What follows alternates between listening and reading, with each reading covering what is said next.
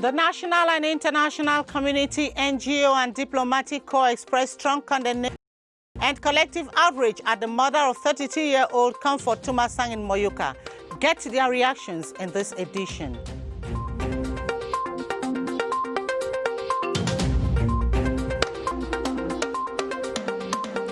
Urban and Housing Minister reassures former 22 Indomitable Lion players of the 1990 World Cup in Italy that they will be handed the keys to their houses promised by the head of state latest August 26th. And those are top stories. Good evening. This is the 7:30 News in Yaoundé with me, Gladys Tata.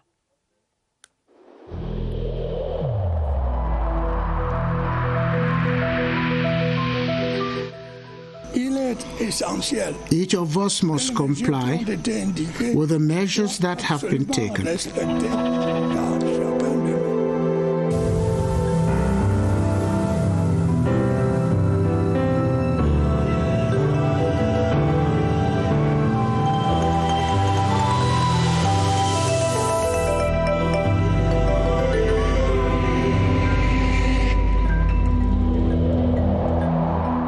Welcome back. The government of Cameroon has hit a bang on the table condemning the heinous and barbaric killings in Anglophone Cameroon by secessionist terrorists and armed gangs, inviting the defense and security forces not to relent in protecting state institutions and population. Today's condemnation comes following the upsurge of acts of horror and barbarous acts perpetrated by secessionist rebels, which circulated on social media that did not only shock the national community with condemnation, coming as well from the international community. Highlights of Thursday's communication with Constantine Baum. The government of Cameroon strongly condemns the heinous and unsustainable acts committed by secessionist terrorist gangs who, for absurd, illegitimate and unacceptable motives, continue to kill honest and innocent citizens. Government, through the communication, urges the defense and security forces to pursue the Republican mission of protecting institutions and populations so that the rule of law shall always prevail, with the defense forces being reminded of the very high confidence of the Presidency of the Republic, Commander-in-Chief of the Armed Forces, as well as the support of the entire nation. Communication Minister also conveyed to the bereaved families the sincere condolences of the head of state, His Excellency Paul Biya. The government also called for the cooperation of friendly countries where the sponsors of this rebellion are hosted in order to help neutralize them and consolidate the peace-building process in the northwest and southwest regions. Comfort Tumasang, a 32-year-old Cameroonian lady, on August 11, 2020, was brutally killed in the Makangang neighborhood in MUYUKA, Fako Division, southwest region. According to yesterday's release, the government reaffirms the firm determination of the head of state to pursue and complete the reconstruction process in the northwest and southwest regions. The international community is unanimous on the despicable, gruesome killing of Cameroonians in the last few weeks by separatist fighters in the northwest and southwest regions of Cameroon. The latest case is the decapitation of Comfort Tumasang in MUYUKA in the southwest region. Kila and Dandifon talked with leaders of some non-governmental organizations and put their reactions together in the following report. The Center for Human Rights and Democracy in Africa is among the first NGOs that, with no restraint, condemned the macabre MUYUKA decapitation of Comfort Tumasang. As Relic, another human rights organization, is still to come to terms with an act that provokes tears. My organization is lamenting and strongly condemns the killing. We also condemn it with energy because other Cameroonians are murdered in cold blood. The MUYUKA killing is not an isolated case that is condemned. Their own brothers, sisters, mothers, fathers, and children are dying for a cause they know nothing about. I have raised questions on this senseless war during meetings with the United Nations. National and international human rights bodies have verbally condemned as usual. Why not take action that can end the cycle of killings? The government has been called upon to press for Cameroonians abroad financing and encouraging separatist rebel activities in Cameroon to be brought to justice. This call was made today during a press briefing by the coordinator of the Societal Development Observatory, Kulu Ngolu Lilian, and the leader of the Manidem Party, Anise Ikani in Yaoundé. Luma Slim Davis tells us more. The recent brutal killings of a 34-year-old lady, Comfort Ntumasang, in MUYUKA Southwest region, and the assassination of Treasure Mba in Mankom Bamenda in the Northwest region has brought to the fore once more the barbaric atrocities of separatist fighters. The coordinator of the Societal Development Observatory, Kulu Ngulu Lilian, and the leader of the Manidem Party, Anise Ekane, have joined their voices to condemn the acts, which they described as inhuman and an act to be seriously condemned no matter the reason for the killings. They called for friendly countries involved in finding a peaceful solution to the conflicts in the Northwest and Southwest regions to increase their engagements and transparency. President Paul Biya was lauded for his engagements and efforts to ensure that peace returns to the Northwest and Southwest regions. Some diplomatic missions present in Cameroon have denounced the brutal murder of that woman in MUYUKA by separatists. In statements published on their websites, the American Embassy, UK High Commission say such acts are unacceptable. Charles Ebune has more. A few weeks ago, the British High Commissioner to Cameroon, Rowan James Laxton, was at the Unity Palace to meet President Paul Biya and renew Her Majesty's government in helping Cameroon re-establish peace in the Northwest and Southwest regions and to denounce any form of violence. And after the brutal incidents in MUYUKA and other parts of the Northwest and Southwest regions of the country, here comes the condemnation of the British government. Their reaction is similar to that of the French government through their embassy in Cameroon, denouncing violence in the Northwest and Southwest regions of the country perpetrated against civilian populations by armed separatist groups who have been carrying gruesome activities for the past 4 years in the two regions. Just like the British and the French diplomatic missions in Cameroon, the U.S. Embassy in Yaoundé strongly condemns what it calls the horrific and senseless attacks against civilians in the Northwest and Southwest regions of Cameroon by armed separatist fighters. The British and the French, just like other diplomatic missions in the country, have always condemned attacks in the Northwest and Southwest regions of the country.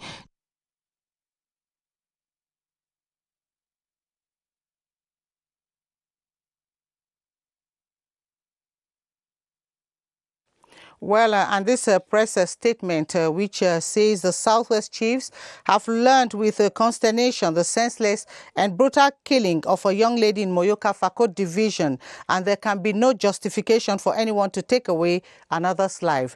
And they say, as a people, the Southwest region has always stood for peace and reconciliation through dialogue and never through cowardly and barbaric actions as exhibited in the captioned case. The Executive Council of SWEC in this extraordinary crisis meeting do hereby condemn in very strong terms this shameful and undignified act done to our people, which has done to our people the pride of our nation and to humanity in general.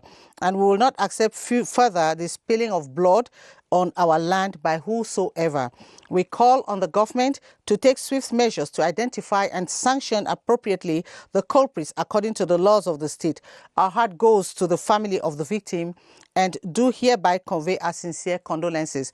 And this press statement has been signed by His Royal Majesty Chief Mafani J. Martin, President of the Southwest Chiefs Conference.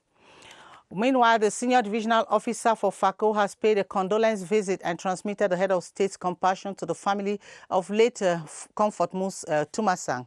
The victim was beheaded by unidentified armed men in a video that has been circulating on social media. Guy Roger Nana accompanied the SDO to MUYUKA and filed in this report from Boya.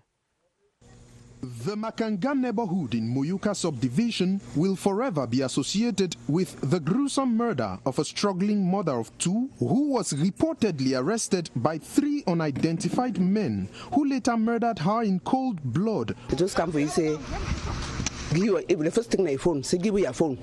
It will take the phone, it can't give them. They say, "Come go." It will go up. They follow them. They hide their collars. They don't bring collars. They see them. They hide their collars. They take in out of go some quarter. They want to go tie for some stick. They say some people that will come out. They say no, come out. If they get do nothing, no kill for you. Now that put for safety. The senior divisional officer for FACO, Emmanuel Ngamba Ledoux, paid a visit to the bereaved family. I've come to MUYUKA today. First of all, to extend the condolence message of the head of state to the bereaved family of late Mrs. Tumazan. Meanwhile, the rest of the population here was reassured that the perpetrators of this act will be fished out and brought to book soonest. And on to other news which is more lively. Construction work on the Nangai Boko Vocational Training Center in the Upper Sanaga Division is well on course. The appraisal was made Friday by the Minister of Employment and Vocational Training, Issa Chiruma Bakari, on an evaluation meeting to the site. The edifice, estimated at some 3 billion CFA francs, is the fruit of a partnership between the government of Cameroon and Austria. Beatrice Ngom tells us more. Upon completion, the Nangai Boko Professional Vocational Training Center will train some 300 to 700 students in trades like industrial electricity, ceramics, plumbing, woodwork, building and construction, and auto mechanic annually. The school aims at graduating qualified and skilled manpower that can respond to the demands of local companies. I'm very much pleased of what is being done. Let Cameroonians know that we are dealing with the jobless problem. 10 months after construction works on the project were launched, the feedback is positive and equipment for the center has been acquired. The center will cost the government of Cameroon and that of Austria some 3,274,000,000 CFA francs. Austria will also lend its expertise in the training of students. The 11th ordinary session of the Steering Committee of PREF-CEMAC under the chairmanship of Professor Daniel Ona-Ondao has embarked on a head-on building of a prosperous, integrated, solidarity-driven and emerging CEMAC. Tonight, our reporter Caroline Oke-Anoma examines some of the projects envisaged. 3 major sets of goals endorsed by the Steering Committee of PREF-CEMAC and prepared by its permanent secretariat under the auspices of Professor Michel Sia-Jena-Webu concluded that proposed strategic focus areas for the second-generation agreements between CEMAC countries should dwell on the following. 1. Social-related development goals dealing with human capital development, poverty reduction. 2. Economic-related development goals having to do with in-depth transformation of economic structure of CEMAC countries. And last but not least, all the budget, finance, monetary, and external balance-related goals. Other long-term and more ambitious economic stimulus and development measures envisaged are CEMAC member countries' domestic debt settlement and new financing mechanism, industrialization projects based on developing value chains specific to Central Africa, which rely on the abundant raw materials in the sub-region, and above all, a renowned university in Central Africa with campuses open for specialization in each member country that will attract top-notch professors across the world to train students on scientific and technical fields. Plans are underway to improve the availability and quality of water in Yaoundé and its environs through a project called SAEP by the Cameroon Water Utilities Corporation. The project, worth some 90 billion CFA francs, is financed by the Cameroon government and some international partners. Colette Jani reports from our CRTV Center National Station. The project to reconfigure the water supply network in Yaoundé and its environs, known in its French acronym as SAHEP, is one out of many executed by the Cameroon Water Utilities Corporation (CAMWATA) to solve the insufficient water supply plaguing the center region. Nous avons constaté qu'il y a quand même un déficit. The objective is to improve CAMWATA's distribution chain in Yaoundé because we realize there is a lot of inconsistency in water supply there yearly. So with PEPE's project, we hope by 2035 we can achieve 80%. We also want to improve our water supply network, which is not well mastered. For example, there are neighborhoods like Etudi, Simbok, Etugebe, just to name these. We want to realign the channels to reduce water waste. Nous perdons beaucoup d'eau dans le réseau de Yaoundé. To this effect, CamWater launched a feasibility study in November 2019 in order to carry out the required renovation and installation of the necessary water network to meet up with the increasing demand. L'étude sera achevée d'ici 2 mois. The studies will be completed in 2 months' time, and we believe with the result, the management of CamWater can take the engagement to release funds so that work can start latest mid-2021. The objective is to be ready by 2022 so that our clients will realize a change with our services after we must have injected 285,000 meter cubes per day of water into our network. The CFA 19 billion francs project, financed by the government and 8 international partners, aims at increasing water availability, quality, and improve the livelihoods of Cameroonians. And as you must have heard, that was Kolejani reporting from our CRTV Center Regional Station. And on to this announcement, the Minister of Communication hereby invites the authorities of the enterprise called Envolsal Limited to report at the communication unit of his ministry as for a matter that concerns them, and they should treat this as a matter of necessity. And this announcement has been signed by the Minister of Communication, René Emmanuel Sadi. Over in the East region, the Minister of Public Health, Dr. Manauda Malashi, has saluted the bravery and endless efforts made by health personnel since the outbreak of the COVID-19 pandemic in the East region. He was speaking during a working session to that region to evaluate the anti-COVID-19 dispositions put in place. And it was also occasion for Minister Manauda to officially inaugurate the 24-bed capacity COVID-19 isolation and treatment center at the Bertoua Regional Hospital. Tala LT with the details from CRTV Bertoua. In spite of its strategic position as Cameroon's main entry and exit point with the Central African Republic, the town of Garabulai has recorded only 105 positive cases of the coronavirus with just 1 death. While in Garabulai to inspect the anti-COVID arsenal put in place, Minister Malachi Manauda, in the company of East Governor Gwang Vongon, was pleased to know that, apart from fighting the COVID-19 pandemic, the health personnel have not relented effort in providing quality health care to the public.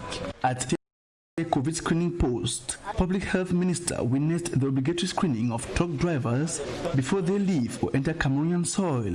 The Bertoua COVID-19 Isolation and Treatment Center was officially inaugurated. It's very important to our compatriots to know that the coronavirus is not already behind us. The inauguration of this COVID-19 Isolation and Treatment Center in Bertoua will go a long way to reduce the pressure being exerted on the regional hospital and the Manju makeshift treatment facility.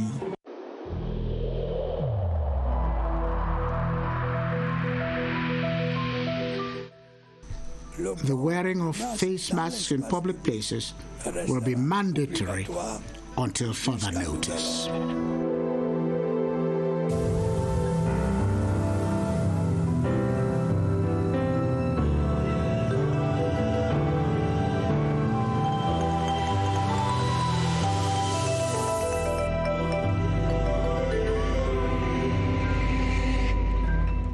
Just time for us to move over to the Public Health Emergency Operations Center to get updates on the coronavirus situation in the country with Emanuela Vemnier, who is standing by. Hello, Emanuela. What are the latest developments over there on the COVID-19?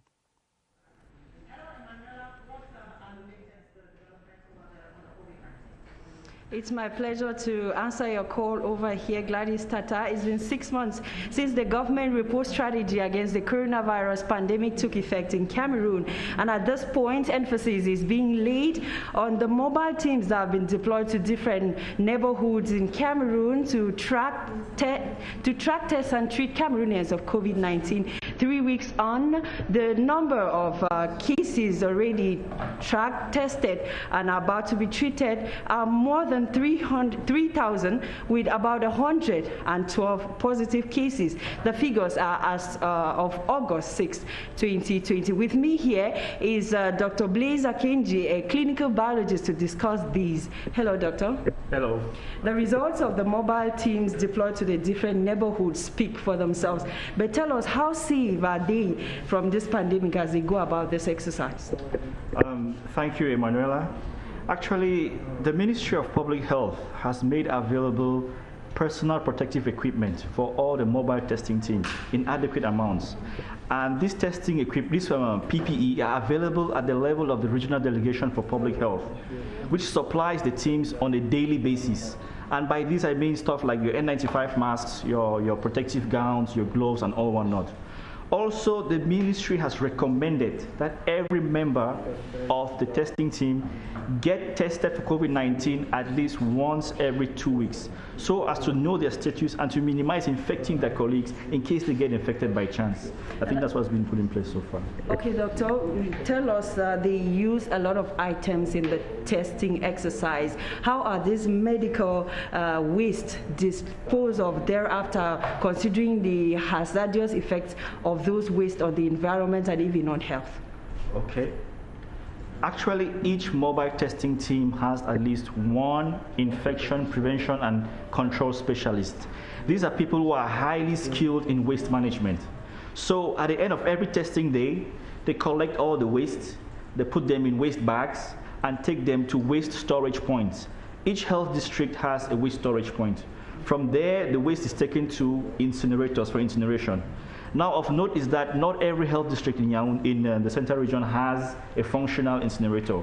But we have health districts such as the Jongolo and the Ifulan health districts, for example, which have functional incinerators, and they're actually helping out the other health districts in need.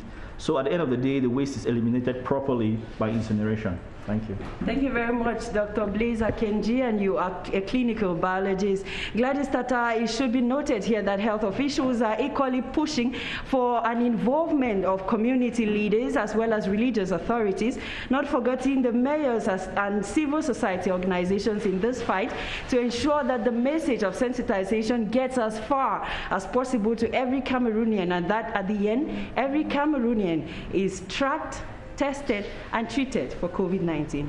The line is yours. Well, thank you very much. We hope the message has gone through. It has not fallen on deaf ear, Emanuela Vemnioy. And President Paul Biya has appointed Yanga Paulin Godfrey as Cameroon ambassador to Spain. The appointment was made through a decree yesterday by the head of state. Charles Ebune has more. Extraordinary and plenipotentiary, meaning career diplomat. This is Cameroon's new ambassador to Spain. My first word is to give a big thank to the head of state, His Excellency Paul Biya, for the confidence he's given to me. So, I don't know. I was not waiting for it. A holder of a doctorate degree in international relations and a graduate from the International Relations Institute of Cameroon, Yanga Paulin Godfrey spent about 18 years working in the Ministry of External Relations. When I heard it to the radio, the first thing I did is to give a thank to God. A father of children and married, the new ambassador to Spain replaces Mater Mbargangele, who had been serving as the Delegate General for National Security for years now, and proud to his appointment by the President of the Republic, Paul Biya, as Cameroon's ambassador to Spain. He had been a staff of Cameroon Embassy in Rome, Italy. And as you heard in our top story, Catholic Christians will tomorrow join their counterparts worldwide to celebrate the Assumption, a day they believe Mary, the mother of Jesus Christ, ascended into heaven, body and soul. In Yaoundé, last-minute preparation preoccupies the faithful, who are looking forward to celebrating the feast in pageantry while respecting COVID-19 barrier measures. CRTV's Gerald Nanji Yambe visited some churches in Yaoundé to get a pulse and put together the following report. The Assumption Day 2020 will be celebrated under a peculiar context characterized by the COVID-19 pandemic. You respect the distanciation. A few persons, you take part on this celebration. Notwithstanding the health emergency, Christians are fine-tuning last-minute preparation ahead of the day, which marks the occasion of the Virgin Mary's bodily ascent to heaven at the end of her earthly life. The Virgin Mary is our mediator because example of the Christian in the New Testament. It is going to be a great feast, especially as I am going to be consecrated in Mariam Grove. Christians who have undergone doctrine will receive baptism and First Holy Communion. In our feature page tonight, we take you to the far north region, precisely in the locality of Boboyo in the MUYUKA division, a tourist destination par excellence by virtue of its composite attractions. One of them is the Crocodile Lake, which harbors hundreds of crocodiles, which do not hesitate to come out of water to the admiration of tourists. Our far north regional correspondent, Ayuk John Asho, is our man on that beat in Marwa. Boboyo, situated some 6 kilometers from Kaili, chief town of MUYUKA division, and about an hour's drive from Marwa, capital of the far north region, is one of the touristic havens of the region. Enveloped in an enticing scenery spiced with sedimentary rocks, Boboyo has over the years gained prominence through its lake. With a depth of about 80 meters, this water mass, which locals say developed after the exploitation of a quarry, is now famous as the Crocodile Lake of Boboyo. Some of the crocodiles migrated into the lake soon after it developed. Others are believed to have been swept into the lake by running water. Strange enough, these crocodiles with close resemblance to those of River Nile in Egypt, with short tails and gentle movements, are friendly to humans. We can estimate the number at about 180. People fetch water from here. Others do laundry. These crocodiles are harmless to man except aquatic prey. Access to the Crocodile Lake of Boboyo, a marvel of nature and microcosm of a wide array of tourist destinations of the locality, is all year round. The 22 players of the 1990 FIFA World Cup selection in Italy will be handed the keys to their houses promised by the head of state on August 26th, 2020. This was disclosed in a consultation between some former players of the squad and to the Minister of Housing and Urban Development, Celestin Kechakutes, in the presence of Sports and Physical Education Minister, Professor Narcisse Mwele Kombi. Romeo Kenyi covered the ceremony for the 7:30 News.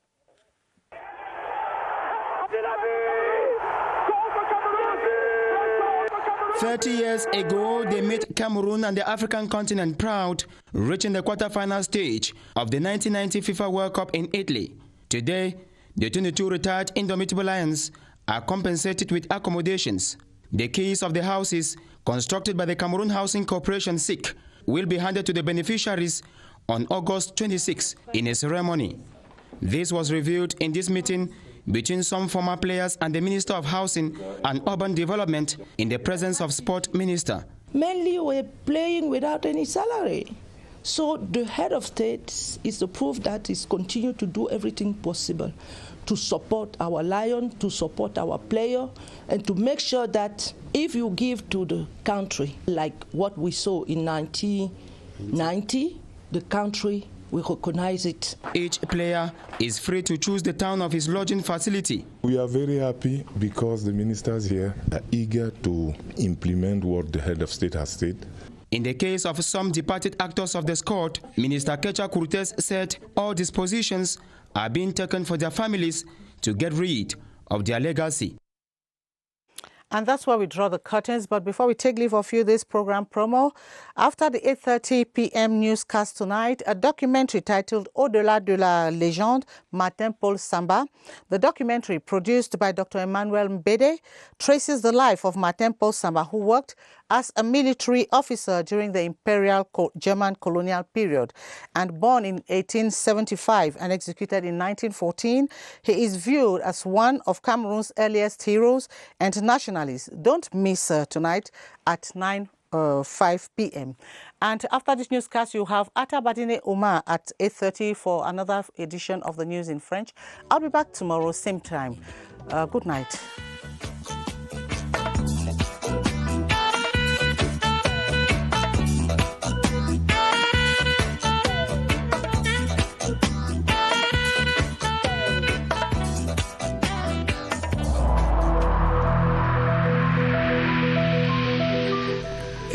In this connection, we should avoid stigmatizing